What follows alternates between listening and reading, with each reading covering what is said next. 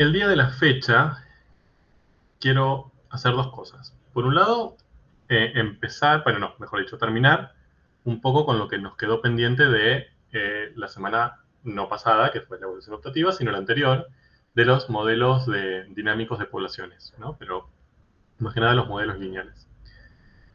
Un poco para presentar el otro modelo con el que van a trabajar, probablemente ya hayan empezado, pero bueno, no creo que no viene mal esta explicación. Y después también para empezar a presentar el taller 4 o algunas cuestiones del taller 4 que me parecen interesantes. También para hacer el encuentro de la semana que viene un poco más corto.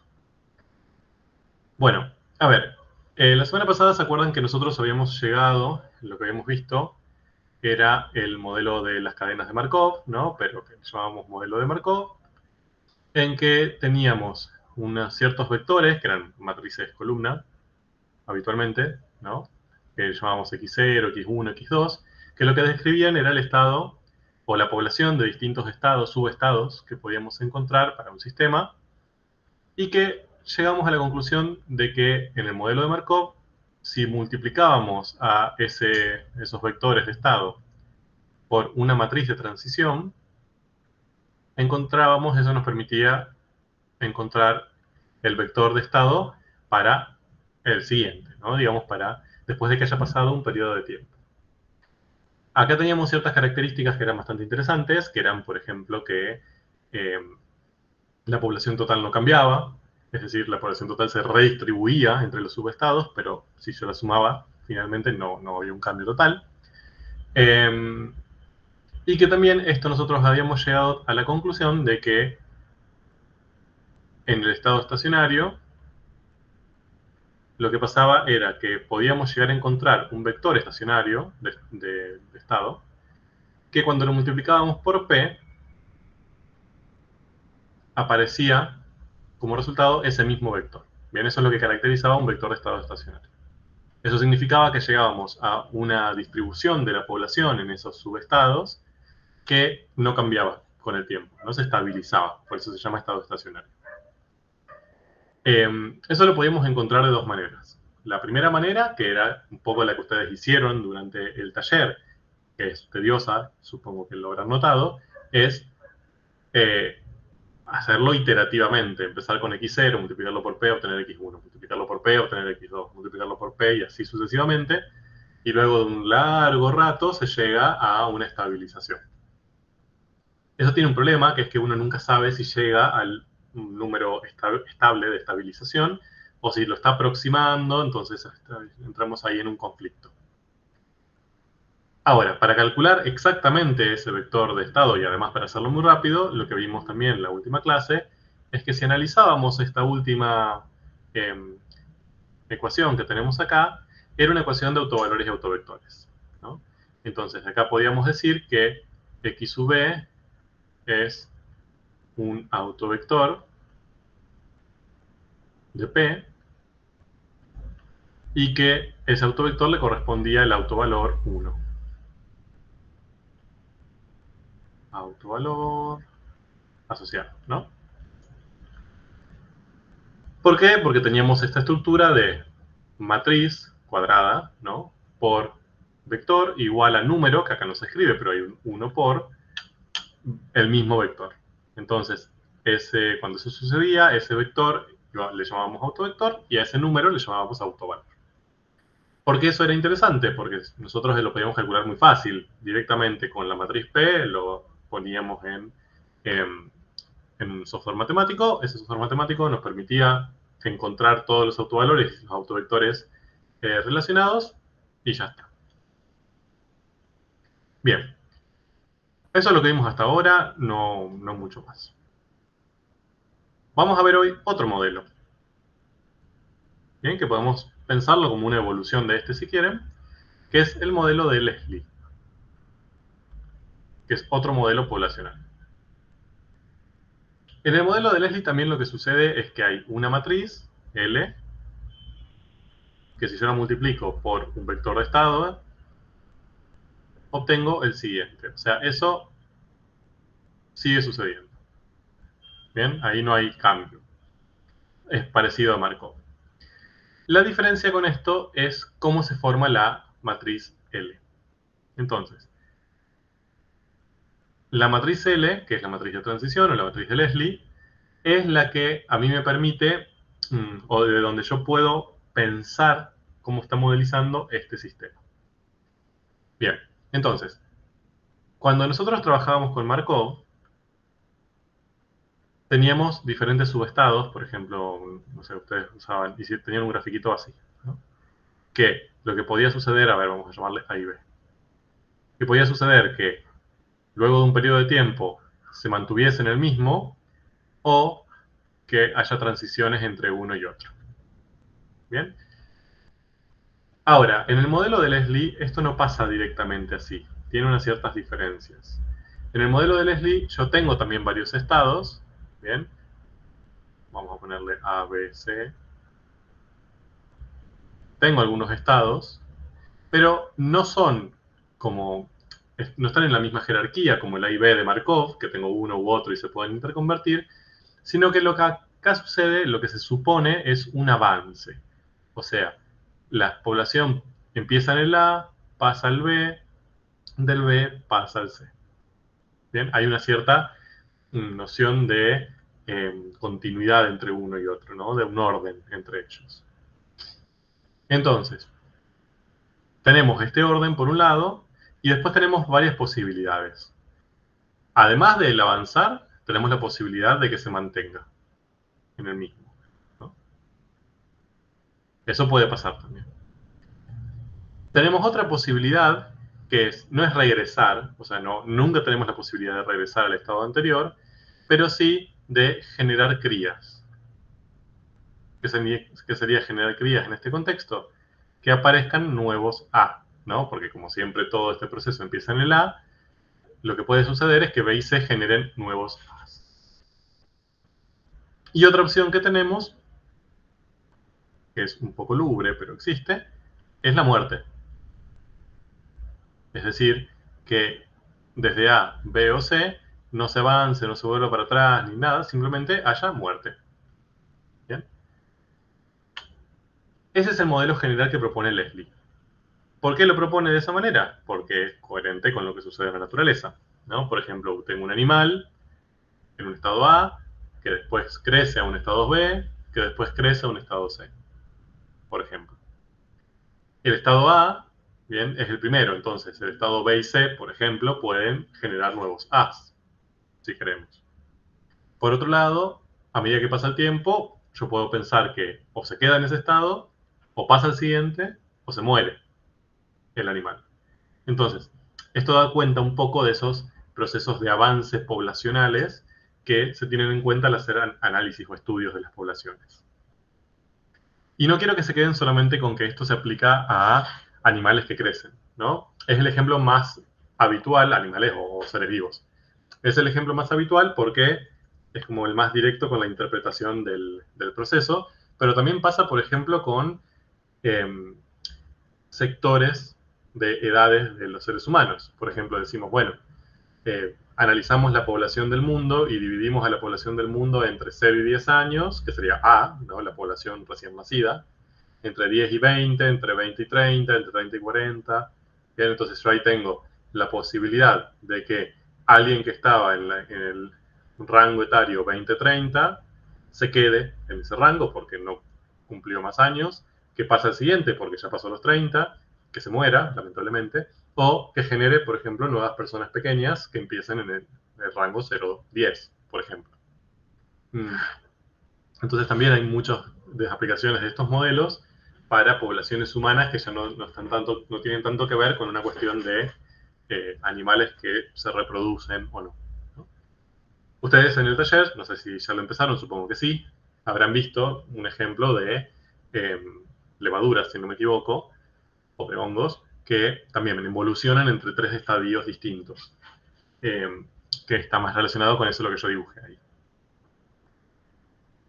El modelo de Leslie lo que presupone es 3 tipos de tasa. 4 en realidad, pero aparecen 3. Uno es lo que se llama tasa de avance, ¿no? Que son estas. La tasa de qué porcentaje o qué proporción de la población en un estado pasa al siguiente. Bien, en un periodo de tiempo. Eso me olvidé decir. Todos estos modelos, tanto de Markov como Leslie, también lo que comparten es que siempre yo lo voy analizando de manera discreta, no continua. Es decir, me fijo en un cierto momento, dejo pasar el tiempo, no miro nada, y me fijo otra vez qué está pasando, ¿no? Entonces ahí tengo, lo que puedo tener son promedios de lo que pasa en ese periodo de tiempo. Tengo la posibilidad de que alguien, un individuo que estaba en un cierto estado, avanzó al siguiente, eso se llaman tasas de avance. Tenemos las tasas de supervivencia, que son estas tres, que son, tengo un individuo en el B, y después cuando vuelvo a mirar, la población sigue en el B. Eso sería una tasa. Estaríamos hablando de supervivencia. Tenemos las tasas de natalidad, que son estas dos, es decir, la capacidad que tienen los individuos B y C, por ejemplo, de generar individuos que empiecen el proceso. Y después también tenemos tasas de muerte, ¿no? Que son estas tres, es decir, qué porcentaje total se mueren. Habitualmente las tasas de muerte no las presentamos como un número, pero las podemos calcular como el 100% menos las de supervivencia y la de avance, ¿no? Como una cuestión de lo que queda. Bien. Entonces, con esas tasas se construyen la matriz de Leslie. Ustedes lo habrán visto también. Bien, que tenemos las natalidades, N1, N2, N3, la supervivencia, bien, tenemos la supervivencia 1, la supervivencia 2, no, perdón.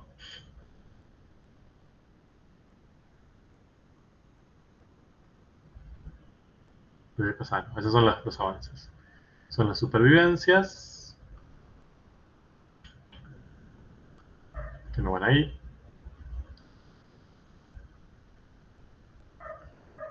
Que van acá. Y las natalidades. Y los avances, perdón. Profe, pero de natalidad no tenemos dos nomás. Sí. ¿Y por qué hay tres? Porque yo puse una de más.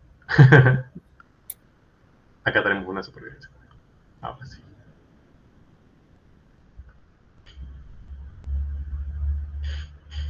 Bien. ¿De dónde se obtiene? Y estos son ceros. Al menos en la que yo acabo de explicar acá. Esto yo lo hice medio de memoria, o más que de memoria, interpretando lo que tengo al lado. Obviamente esas matrices no salen de la nada. Yo siempre les recomiendo que planteen un sistema de ecuaciones, ¿no? Un sistema de ecuaciones de cuál es la población de esos subestados luego de que pase un periodo de tiempo. Entonces ahí se ponen a pensar, claro, al estado A tengo que se sobreviven los que estaban en A, y después los nacimientos nuevos que vienen de B y C. Uno puede empezar a pensar en qué tasas le corresponde a B y a C, ¿no? Pero un poco lo que me interesaba era que vean la estructura de la matriz de Leslie, que es bastante distinta a las matrices de transición de Markov. Las matrices de transición de Markov tenían un montón de porcentajes, era casi no pasaba que tengan ceros. Habitualmente todos los elementos eran elementos distintos de cero, y de hecho una característica es que si sumo todas las columnas de una matriz de Markov me da 1. ¿Bien? En cambio, las de Leslie ven que aparecen ceros, que yo interpreto esos valores de manera distinta. No es lo mismo interpretarlo como una tasa de supervivencia que como una tasa de natalidad. Bien. Pero más allá de eso, la matriz de Leslie se compone de una forma bastante clave. Esa es la matriz que si yo multiplico por x sub 0, me va a dar x sub 1, ¿no? Y así sucesivamente. Bien.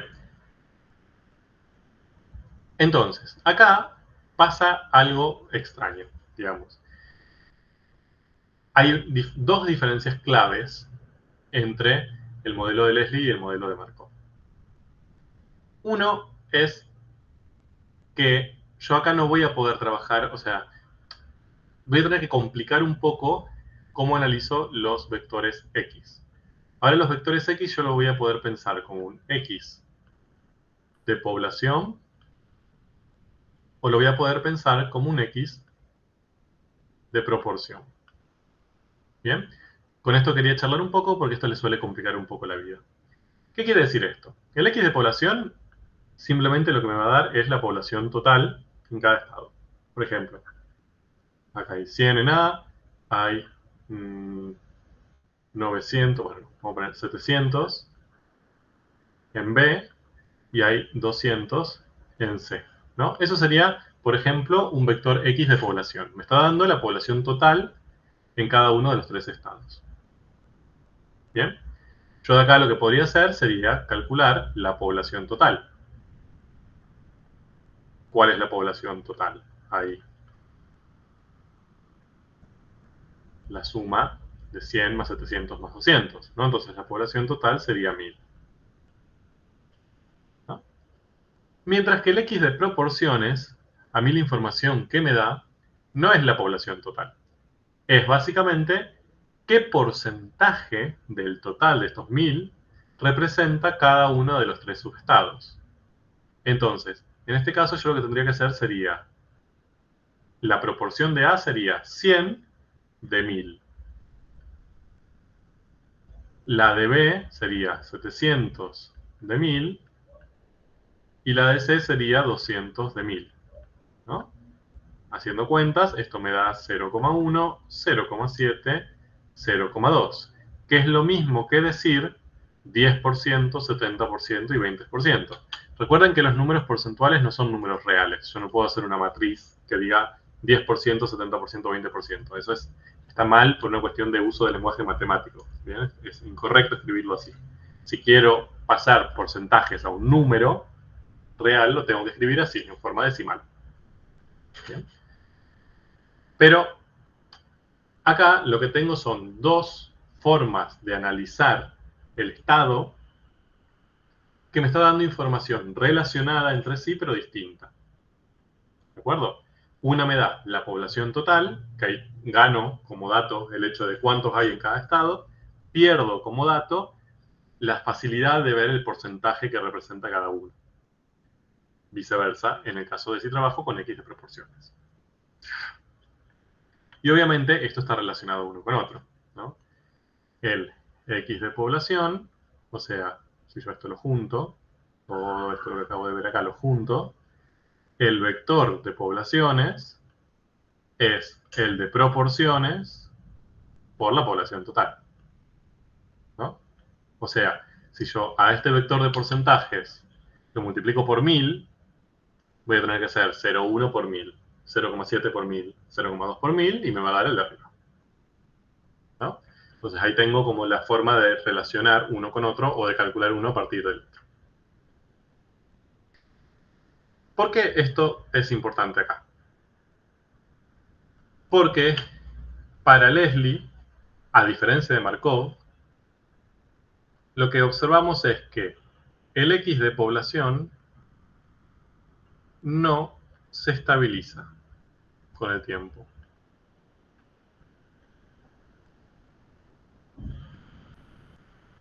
Esta es una gran diferencia de lo que sucede con Markov.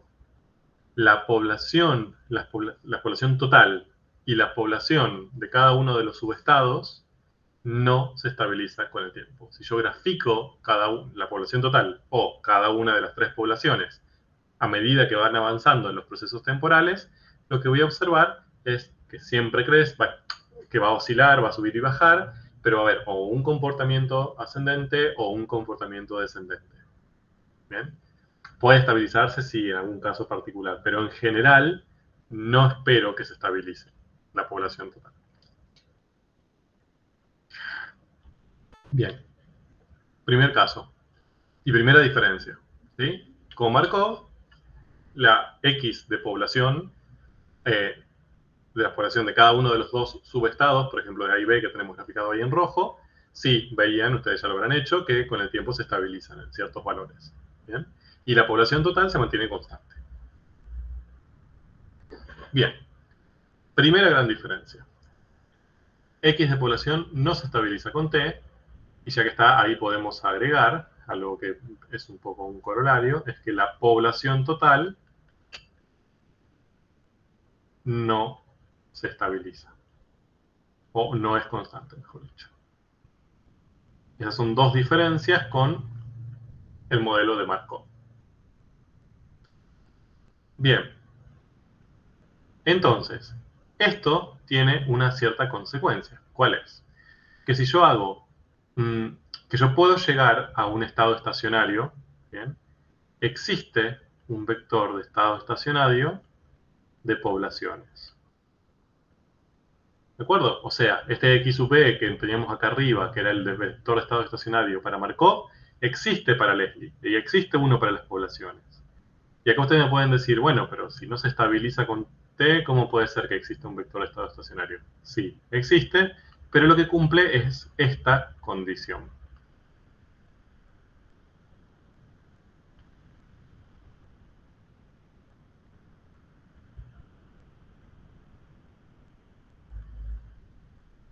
Que si yo a ese vector de estado estacionario de poblaciones lo multiplico por L, ¿bien? Lo que voy a obtener es ese mismo vector multiplicado por lambda. O sea, ¿voy a obtener el mismo vector? No. ¿Bien? A diferencia de Markov, que cuando yo estabilizaba las poblaciones se iban a mantener siempre iguales. Acá no pasa eso. Yo tengo un vector E de poblaciones. Lo estabilizo. Entonces, cuando eso se estabiliza, cuando yo hago L por ese vector, no voy a conseguir el mismo vector. Y eso es raro. Lo que voy a conseguir es ese vector multiplicado por un número. Dicho de otra manera, un múltiplo, entre comillas, de ese vector. ¿Bien? Vamos a hacer un ejemplo así lo ven. Si yo hago L y lo multiplico por el de arriba, 100, 700, 200, suponiendo que ese es un vector de estabilización de poblaciones, puedo llegar a encontrar, por ejemplo, 300, 2100, 600. Y ustedes dicen, bueno, ok, pero espera, si yo hago eso, no obtuve el mismo como pasaba antes. No obtuve el mismo, pero lo que obtuve fue 3 veces el vector original, ¿no? Es decir, yo multipliqué la matriz por el vector y obtuve 3 por el vector. Entonces, este 3 va a ser un autovalor, ¿no? Va a ser lambda. ¿Sí? Esta es una ecuación de autovalores y autovectores. Matriz por vector igual a autovalor por vector. Entonces, cuando eso pasa, llego a una cierta estabilización. No se va a estabilizar la población total obviamente va a crecer, pero sí lo que voy a obtener es que la proporción relativa entre el primero, el segundo y el tercero va a ser siempre la misma. ¿Bien? La proporción 100, 700, 200 es la misma que la proporción 300, 2100, 600. Entre el primero y el segundo hay que multiplicar por 7, entre el primero y el tercero hay que multiplicar por 2, ¿no? ¿Estamos de acuerdo? Profe, sería como que se mantiene la proporción, pero no la cantidad, No por las decirlo de una forma. cantidades absolutas. ¿De acuerdo? Pero se ve que ya hay una suerte de estabilización. Lo que se estabilizan son las proporciones, no se estabilizan las cantidades. Las cantidades nunca se van a estabilizar en el modelo de Leslie. ¿De acuerdo? ¿Y ese lambda qué representa? ¿Cómo podrían interpretar ese 3 ahí? Puede ser que hayan pasado 3 días, por ejemplo. No, porque esto se hace de periodo a periodo siguiente. Bien, ustedes tienen que definir previamente cuál va a ser el periodo. Que esto pudo haber pasado en un año, por ejemplo, o en 20 segundos. ¿Bien? Pero ustedes saben que cada vez que pasa un año, si hacen L por la cantidad que había de poblaciones en un cierto momento, pasó, no sé, un año, y voy a obtener 3 por ese vector. ¿No? Ese lambda va a ser siempre el mismo. Entonces, ¿cómo interpreto ese lambda? ¿Qué se les ocurre?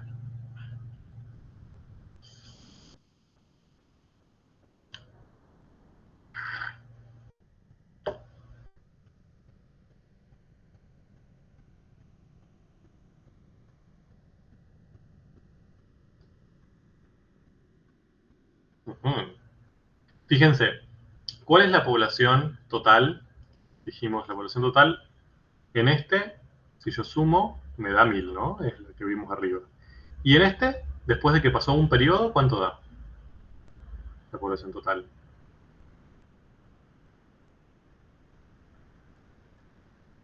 3.000 o no. 3000. Lo cual ustedes dicen, y sí, es lógico, es 3 por todo.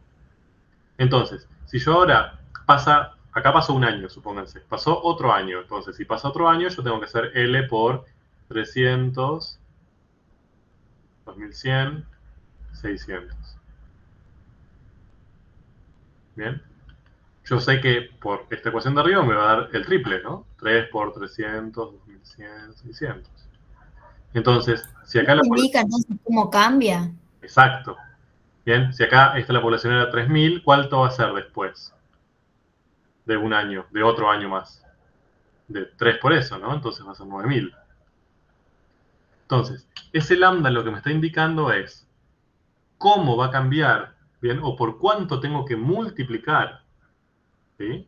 La población total, no solo total, también de cada uno de los subestados, entre un periodo y el siguiente, ¿de acuerdo? Cuando se estabiliza.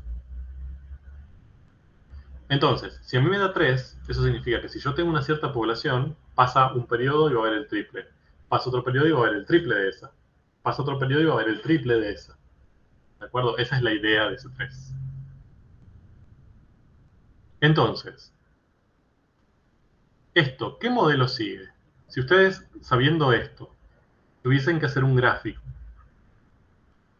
de la población total, ¿no? Vamos a hacerlo sencillo, no vamos a hacer por cada uno de ellos. La población total, esta, 1000, 3000.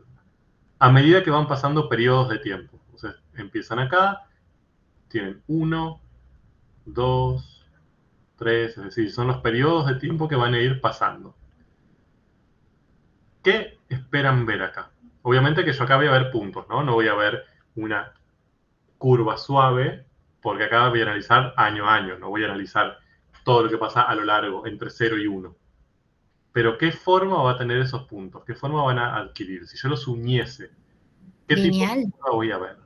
No. Y eso es lo primero que aparece en la cabeza. Pero miren, yo empiezo en una cierta cantidad. Después de un año voy a tener el triple, ¿no? Después de los 2 años voy a tener el triple de la anterior.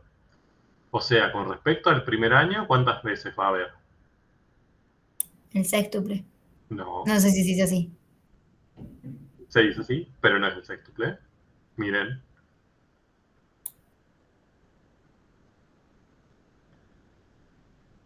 ¿cuántas veces aumentó? Empecé con 1, después de un año pasé a 3. Y después de un año pasé a 9. ¿Bien? Entonces, me multiplico por 3 y después multiplico por 3 otra vez. Entonces no voy a tener 3 más 3, voy a tener 3 por 3. ¿De acuerdo? Acá tengo multiplicaciones. Entonces, en definitiva, voy a tener 9 veces lo del principio. Y después, en el tercer Profe, periodo, pero no sería 3 veces que el 1.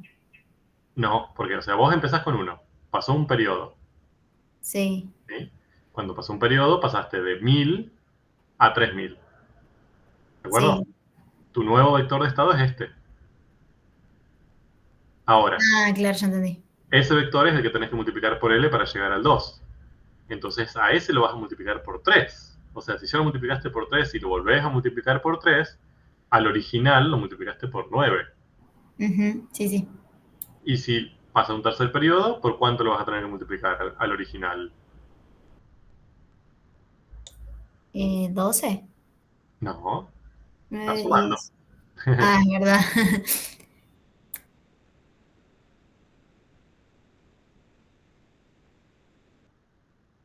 Tendría que hacer 9 por 3, no 1 más 3. Entonces lo tendría que multiplicar por 27. O sea que me daría como por acá, ya no me entra en el gráfico. ¿De acuerdo? Entonces, el modelo que va a aparecer, si yo esto lo tuviese que unir con una curva, que no puedo, pero si lo tuviese que unir con una curva, no voy a obtener un modelo lineal. Va a ser un modelo de qué tipo.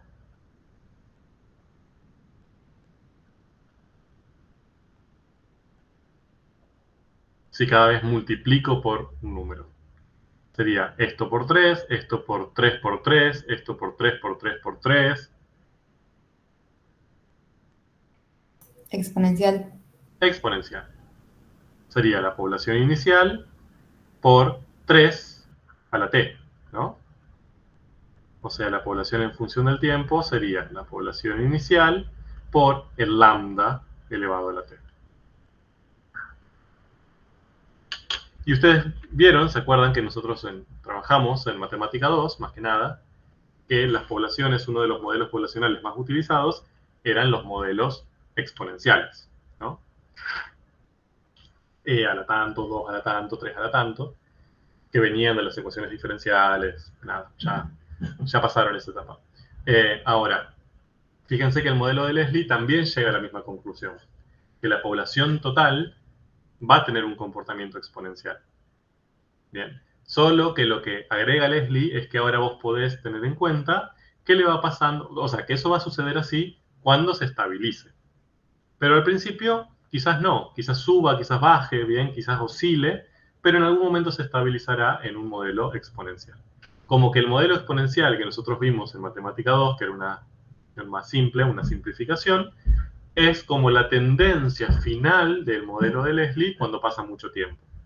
Pero Leslie ahora les permite analizar qué pasa al principio, cuando hay más oscilaciones, hay como un poco más de ruido. ¿Bien? Genial. Ahora, entonces, eso si analizamos Xpop, pero dijimos también que el modelo de Leslie aparece en las Xprop, o sea, las proporciones. ¿Qué va a pasar con las proporciones con el tiempo? A tiempos muy largos.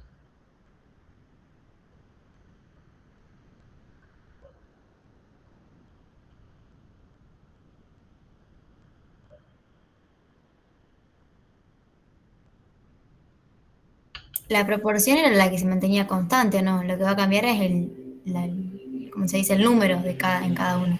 Exacto. Entonces, el Xprop se estabiliza con T. ¿De acuerdo? O sea, el vector de proporciones sí se estabiliza con T. Es decir, existe también un X estacionario de proporciones y lo que yo voy a ver es que L por X prop me va a dar lo mismo.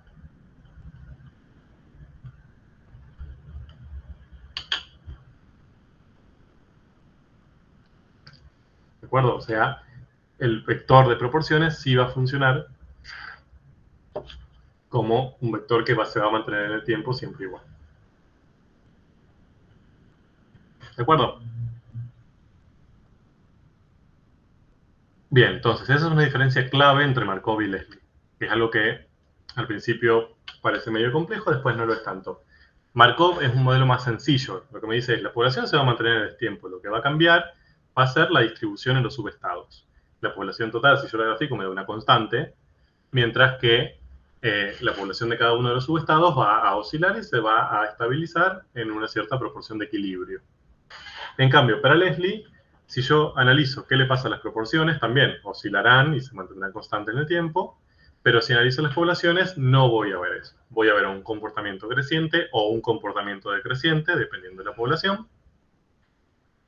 Si analizo la población total, va a haber un comportamiento exponencial, creciente o decreciente, con base el autovalor, ¿no? Lambda, que es la información que nos da el autovalor.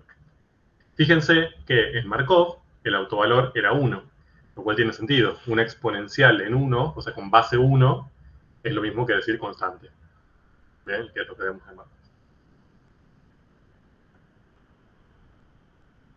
Bien, punto. No quiero complicar más la vida que eso.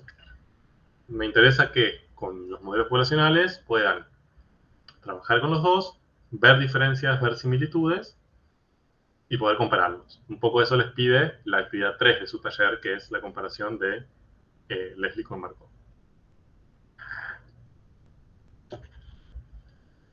Bien, ¿dudas con esto? ¿Quedó claro? ¿Les parece un poco complejo? Esto se entiende mucho más cuando hacen la práctica. Se los adelanto.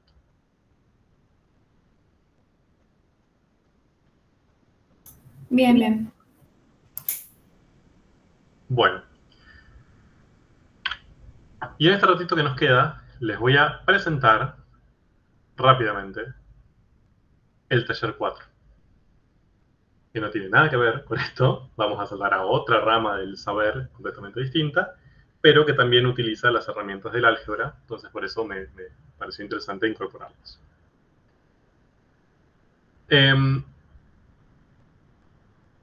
Y lo que quiero hacer ahora es un poco sacar saberes previos que a veces quedan un poco mal incorporados y me gusta charlarlos con ustedes.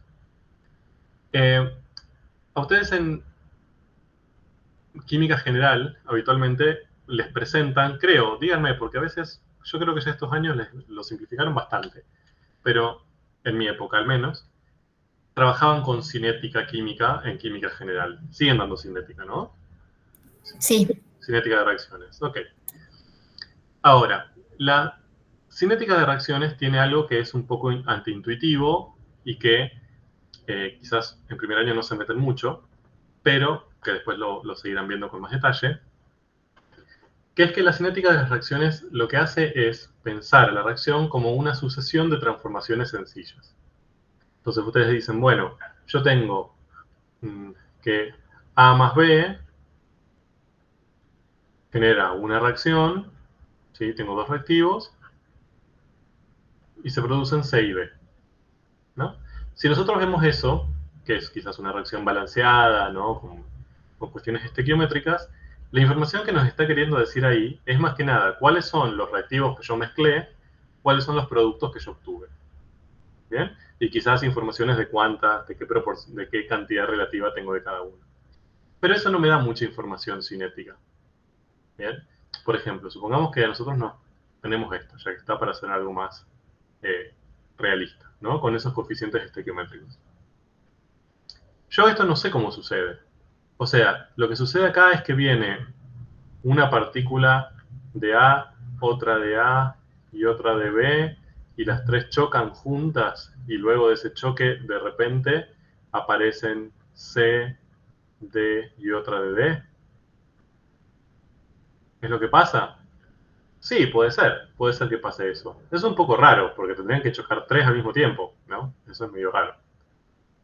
Ahora, puede pasar que una de A choque con una de B, esto genere una de D, por ejemplo, y una de E, y después la de E choque con otra de A, y eso genere una de C y una de D, por ejemplo. Miren qué lío, ¿no? Ahora, si esto sucede así, yo consumí una de A, consumí una de B, consumí otra de A,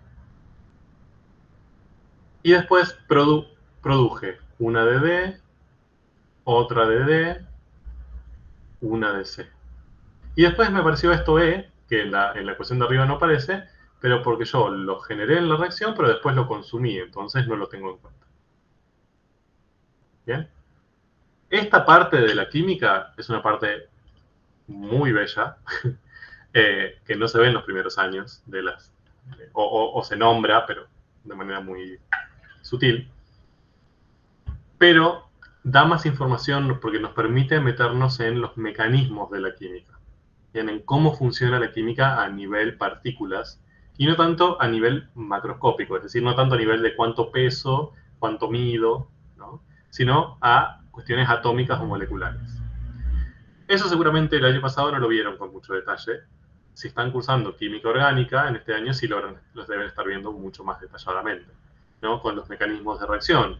Cómo una partícula choca con, no sé, un átomo de cloro, choca con uno de hidrógeno y lo que hace es una sustitución. Esos detalles se analizan así, se analizan usando cinética. ¿Por qué?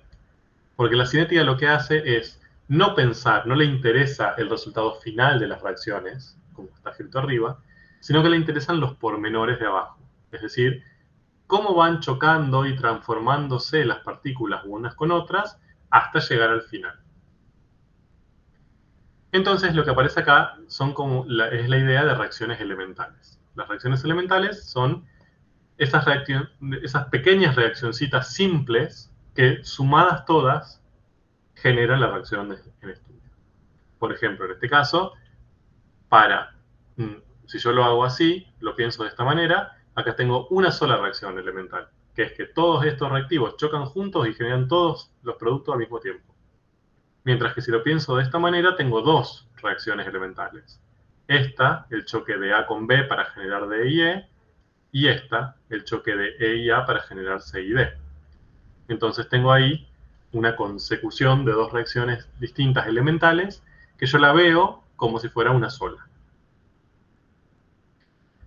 Bien, la cinética lo que hace es, a cada una de estas reacciones elementales, bien, que yo esto lo voy a subdividir en A más B dan origen a D y E, y que E y A dan origen a C y D, a cada una de estas reacciones elementales le asigna una constante de velocidad minúscula, que indica qué tan rápido se consumen los reactivos o se producen los productos en función del tiempo.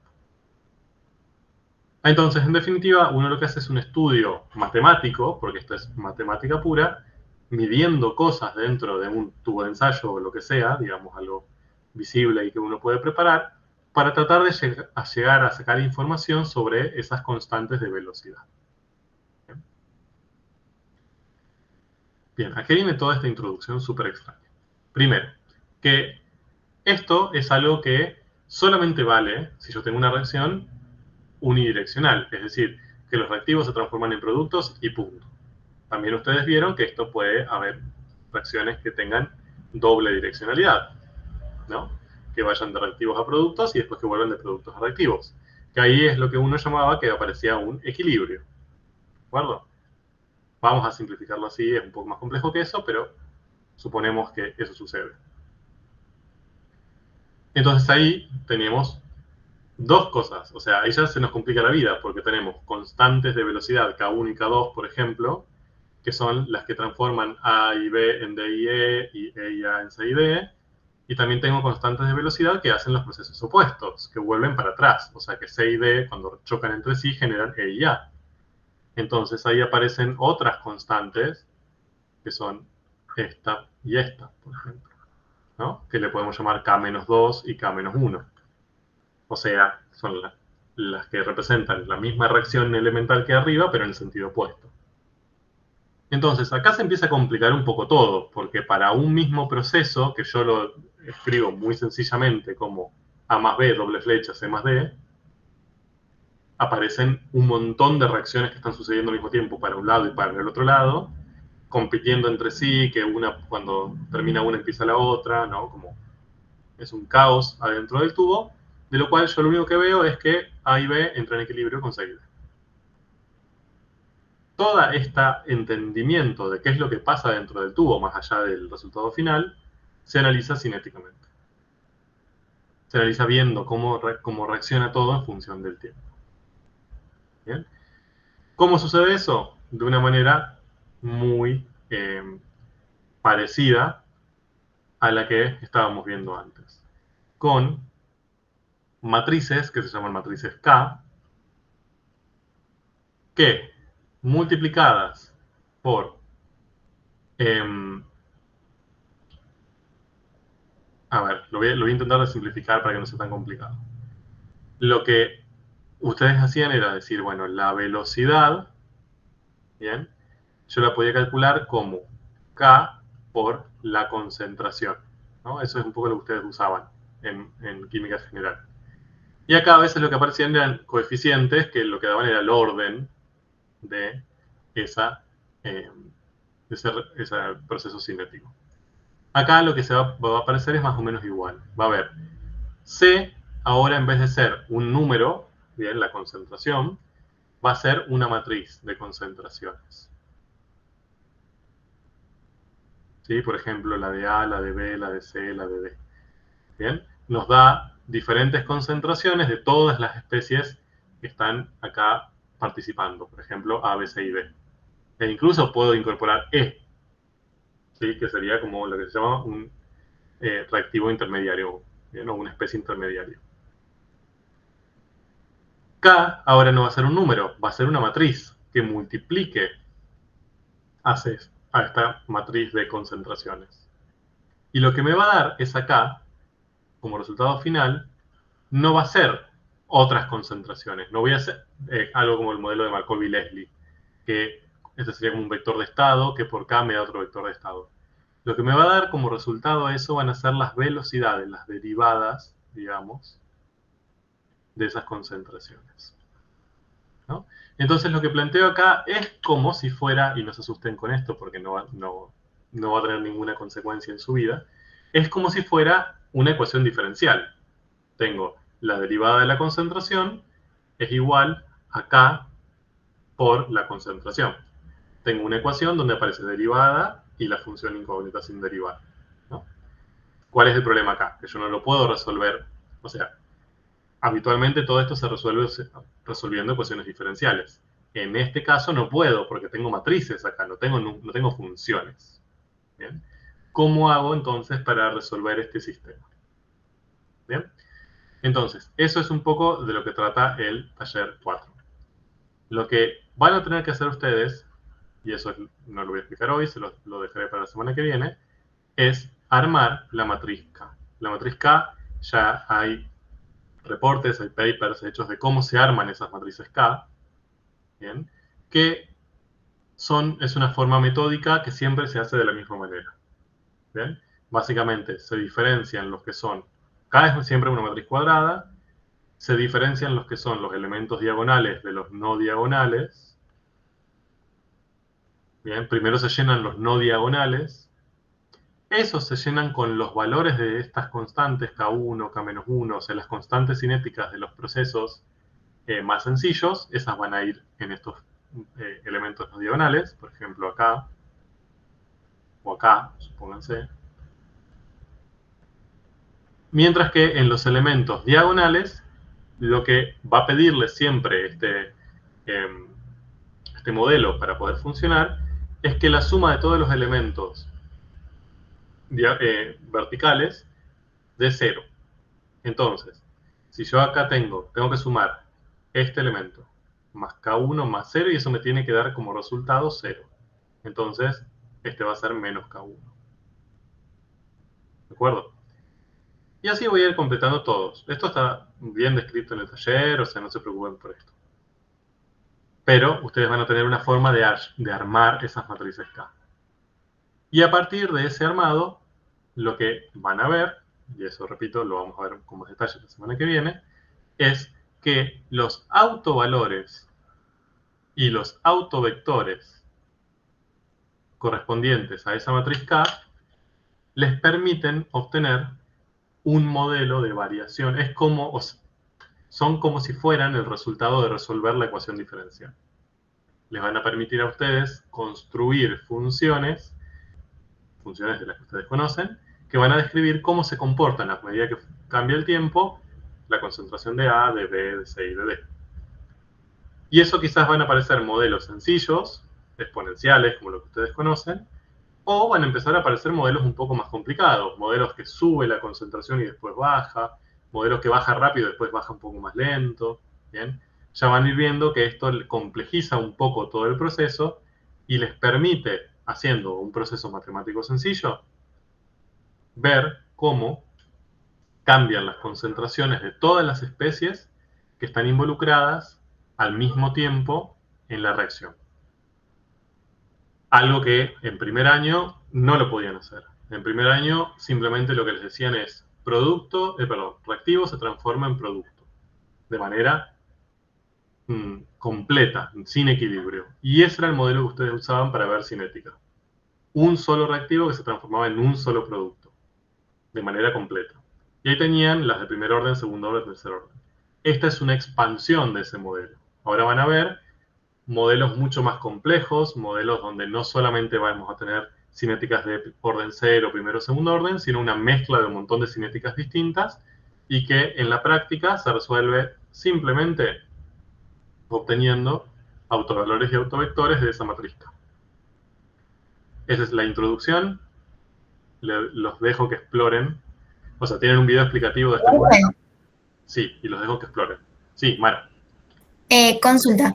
O sea, viste que vos dijiste que era como una ecuación diferencial Sí, y se resuelve con este autovalor y autovector, entonces. exacto. No van a tener que resolver la ecuación diferencial. A ver, cuando esto se vuelve más complejo, o sea, eso se puede aplicar para fracciones muy complejas. Nosotros vamos a trabajar con casos no tan sencillos como los del primer año, pero un poco menos complejos de lo que debería pasar. Cuando tienen casos mucho más complejos, se hacen aproximaciones usando ecuaciones diferenciales. Lo que vamos a ver acá no.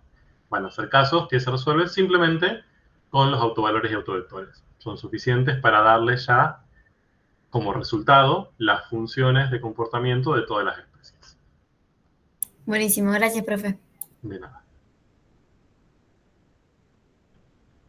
Bueno, eso es todo. A divertirse cuando empiecen con el taller 4. Es un taller bastante interesante porque es bastante aplicado. Se usa mucho en la práctica científica estas cinéticas más complicadas para analizar reacciones. Así que aprovechenlo para su futuro también.